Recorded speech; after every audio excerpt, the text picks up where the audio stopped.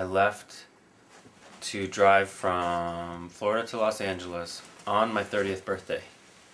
So I was starting a whole new life on that day, and I was determined not to stay one day later because I didn't want to have to say I was living with my parents at the age of 30.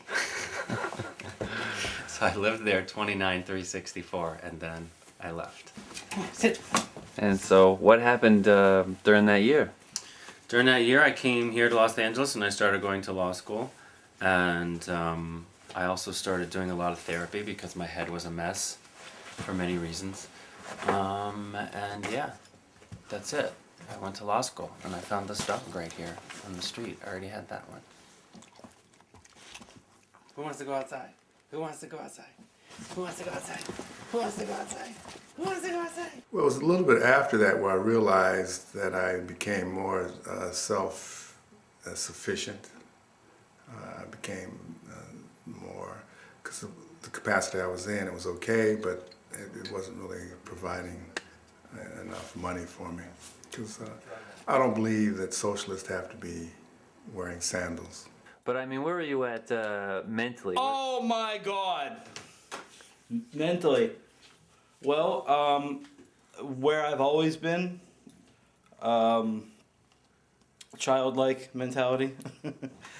That's where it all started, and that's all I really know right now. So I still have that childhood mentality, but I pay bills. At that time, I looked at what I was doing and why I was doing it. I had to acquire a purpose of my life, who I was, and what reason, what path I wanted to take. So that was 30. So you found your path, you became more healthy, you sort of awakened and realized that you needed to be more self-sufficient. What were some of the things that you did around that time to make yourself more self-sufficient financially and living a good life, even though you had a socialist perspective? I started my own business. I was started the two nonprofit? businesses.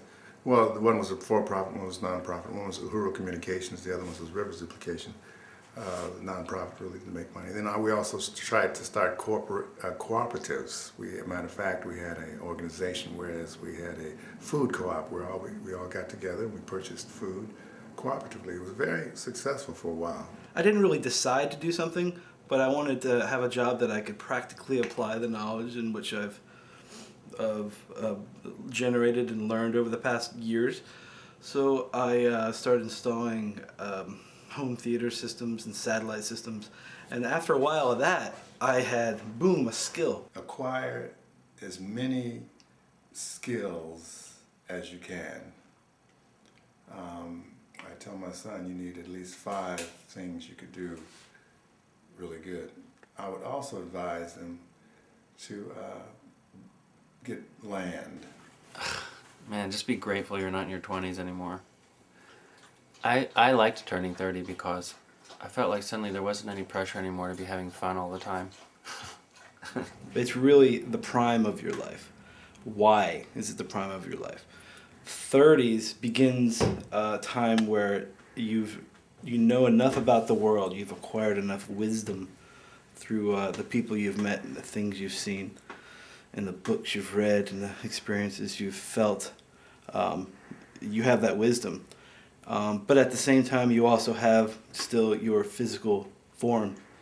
You know, people always look back and say, oh, I wish I did this when I was young, I wish I did that when I was young, and, you know, these are the best years of your life. And really, they're really fucking stressful years because you don't know what the fuck you're doing, and you feel this pressure like you've got. I felt this pressure like I had to really take advantage of them, and so I pretty much wasted them away. And I like being in my 30s. I'm more grown up. I like being an adult now. I don't think I was an adult in my 20s. So that's no advice. My advice is just to be glad you're here. And yeah, start doing actually what you want to do. You've wasted enough time probably if you've made it this far. And if you haven't, if you've been doing everything that you think you're supposed to have been doing, you're either really happy or you're miserable because you've wasted time. Either way, you should start doing what you want to do. Tight.